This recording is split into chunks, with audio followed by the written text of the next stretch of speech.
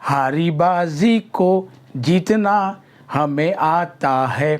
जी हाँ, आपके लिए खुश होने वाली खबर है। स्पॉट राउंड 1 की अनाउंसमेंट की जो खबर है वो देर रात सबसे पहले आपको दी और उसी समय से रात के लगभग 2-2:30 बजे तक मैंने आपके कमेंट्स के जवाब दिए। उसके बाद फिर कब नींद आ गई मालूम नहीं चला। और खुश होने वाली खबर यह है कि जब मैंने कहा कि हारी बाजी को जीतना हमें आता है, तो कारण यही है कि जो हताश थे, निराश थे और उनको लगता था कि शायद उनको सीट नहीं मिलेगी, लेकिन अब ऐसा लगता है कि स्पॉट राउंड 1 में मैक्सिमम को सीट मिलने की राह आसान होती दिख रही है।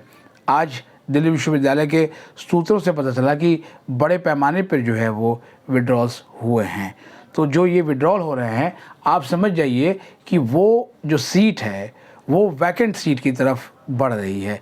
यानी कि जब वैकेंट सीट आएगी तो उसमें वो सीट भी रिफ्लेक्ट होगी। और ये विड्रॉल केवल ऑफ कैंपस के कॉलेजेस से नहीं हुए हैं, ये नॉर्थ और साउथ कैंपस के कॉलेजेस के स्टूडेंट्स ने भी अलग अलग कोर्सेज़ में किए हैं।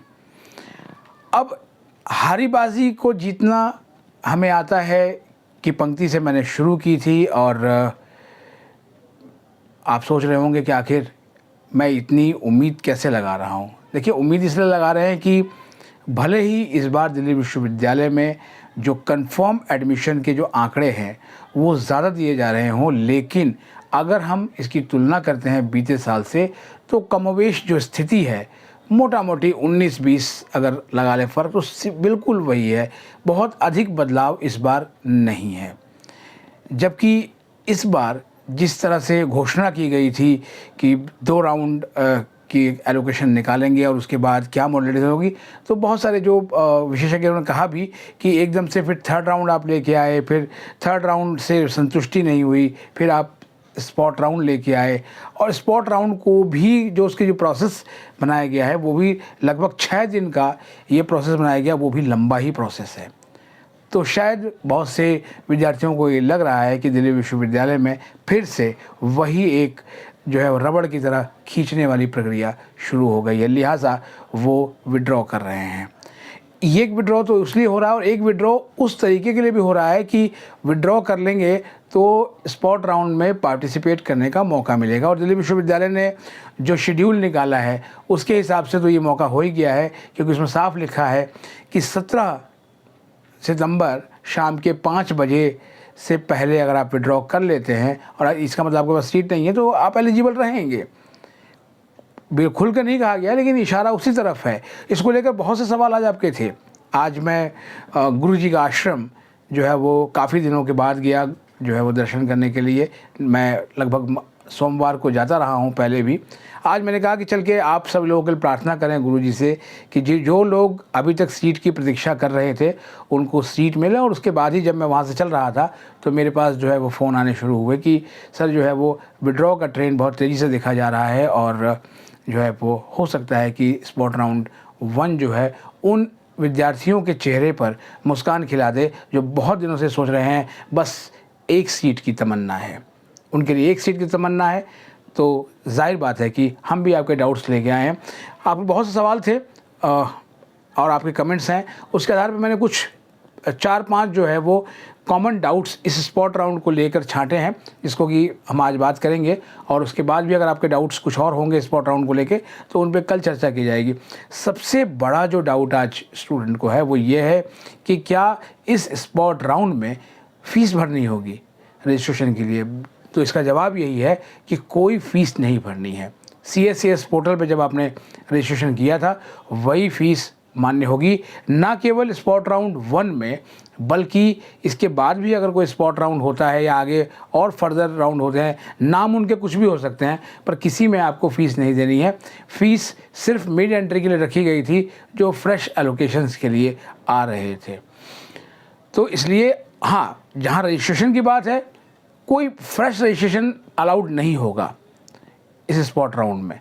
कई एस्पिरेंट्स को ये लगा कि अगर उन्होंने CSCS पर रजिस्ट्रेशन नहीं किया तो आप स्पॉट राउंड में कर लें, इससे उनको भी मौका मिल जाए।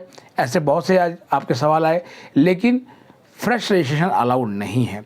आप सिर्फ वैकेंट सीट जैसे ही निकलेगी 18 तारीख को सुबह 10 बजे, तो उसके बाद आप जो है वो स्पॉट राउंड जो एक आएगा उसको आप क्लिक करके आप अपनी रजिस्ट्रेशन की प्रक्रिया पूरी करेंगे, मतलब स्पॉट राउंड के लिए रजिस्ट्रेशन के लिए, लेकिन कोई फ्रेश रजिस्ट्रेशन नहीं होगा।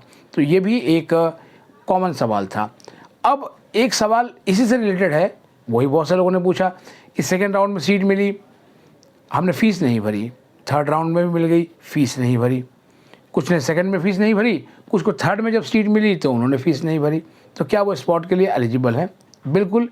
इसके संबंध में हमने बात की तो पता चला कि वो लोग भी एलिजिबल हैं, लेकिन यहाँ पर रुकिए, यहाँ पर दिक्कत क्या है? दिक्कत ये है कि अगर आप ये सोच रहे हैं कि जिस कोर्स या कॉलेज के लिए आपने फ़ीस नहीं भरी है, तो आप इस स्पॉट राउंड में आप उसके लिए फ़ीस भर के आप उस कॉलेज और कोर्स के लिए एलिजिबल होंगे, ऐसा नहीं है। ये बिल्कुल एक फ्रेश राउंड है स्पॉट, यानी कि पिछला जो तीसरा राउंड है उसका इससे कोई कनेक्शन नहीं है। आपको वहाँ सीट मिली, आपने एक्सेप्ट की, आपका डॉक्यूमेंट वेरीफाई हुआ, उसके बाद आपका फ़ी पेमेंट का लिंक जनरेट हुआ, लेकिन आपने जो है वो फ़ीस नहीं भरी, तो आपकी वो सीट चली गई। अब वो सीट आपके हाथ में नहीं है। अब आपके हाथ में क्या है कि जो वैकेंट सीट आएगी वही आपके हाथ में होगी और उसी में आपका नाम कंसीडर किया जाएगा अगर आपकी मेरिट मैच होती है। मेरिट पे भी आएंगे, इसको लेकर भी आपके सवाल हैं। सबसे बड़ा सवाल जो स्पॉट राउंड की मेरिट के, सर क्या स्पॉट राउंड की मेरिट नीचे आएगी? मैंने जब मिड एंट्री शुरू हो रही थी तब भी कहा था, सिर्फ सिवाय एक कमेंट में जब मैंने कहा था कि थोड़ी कट ऑफ नीचे आ सकती है, लेकिन मैंने हमेशा कहा कि कट ऑफ को लेकर प्रेडिक्शन करना बड़ा मुश्किल होता है। अब जो क्राइटेरिया है जो डीयू की प्रवेश शाखा ने बताया है, क्राइटेरिया सीट अलॉटमेंट का वही है जो क्राइटेरिया राउंड 1, 2 या 3 में रहा है, यानी उस कोर्स की कट ऑफ, आपकी कट ऑफ, आपकी प्रेफरेंस, आपका जो कैटेगरी है, चाहे जिस कैटेगरी को आप बिलोंग करते हैं, और प्रेफरेंस वो नहीं है जो आपने अभी तक बनाई थी। अगर आपको ये लग रहा होगा कि जो आपकी वो प्रेफरेंस जो आपने बनाई है वही प्रेफरेंस चलेगी, ऐसा नहीं है। अब जो प्रेफरेंस आपकी होगी वो होगी स्पॉट राउंड के वैकेंट सीट के आधार पर, यानी कि स्पॉट राउंड में जिस भी प्रोग्राम में आपकी एलिजिबिलिटी बनती है और आप उसमें आवेदन करते हैं, उसी में ही आपका कंसीडर किया जाएगा। और आवेदन से पहले अभी आपको बता दें, क्योंकि आवेदन करने में अभी कुछ घंटे जो है वो बाकी हैं, तो कंप्यूटर एप्लीकेशन या और भी कई ऐसे कोर्स रहे हैं जिसमें कि मैथ्स एक कंपोनेंट है। तो अगर आपको लगता है कि आपने इन कोर्सेज़ के लिए भरना है लेकिन आपने 12वीं में मैथ्स नहीं पढ़ी है, तो आप भूल कर भी उन कोर्सेज़ के लिए अपना जो कंसेंट है वो ना दें, ना भरें, क्योंकि अगर वो सीट आपको अलॉट हो गई तो फिर इनसफिशिएंट एलिजिबिलिटी क्राइटेरिया के तहत आपकी वो सीट अलॉट होने के बाद भी कैंसिल हो जाएगी, यानी कि आपको स्पॉट राउंड 1 का फिर कोई फ़ायदा नहीं मिलेगा। इसलिए बहुत ध्यान से आप वैकेंट सीट को देखने के बाद जो है वो अपनी चॉइस रखिएगा। एक सवाल और भी है, अभी पिछले वर्ष ड्यू में BA LLB इंटीग्रेटेड कोर्स शुरू हुआ, इसको लेकर भी आज कई ने फ़ोन किया कि सर क्या स्पॉट राउंड में इसकी सीट भी आएगी? जी नहीं, इनकी सीटें जो है पीछे जो है जो PG के स्पॉट राउंड हुए थे उनके साथ ही जो है वो आई थी, इसलिए इसका UG से कोई लेना देना नहीं है। एक सवाल और भी पूछा कई लोगों ने आज, और सवाल यही था कि सर जो है वो वैकेंट सीट देखने के बाद विड्रॉ कर सकते हैं? अब ये सवाल वही है जो आप कई बार पूछते रहे हैं पीछे, लेकिन साफ कहा गया है इसके नोटिफिकेशन में कि आपका स्पॉट राउंड में पार्टिसिपेट करना तभी संभव है जब स्पॉट राउंड के अनाउंसमेंट तक आप किसी भी प्रोग्राम में एडमिटेड नहीं हैं, यानी कि किसी भी कोर्स में, किसी भी कॉलेज में आपका एडमिशन नहीं हुआ है, तो आप जो है वो स्पॉट राउंड के लिए एलिजिबल होंगे। अदरवाइज़ आपका जो एप्लीकेशन है वो समरी रिजेक्ट हो जाएगा, यानी आप पार्टिसिपेट ही नहीं कर पाएंगे।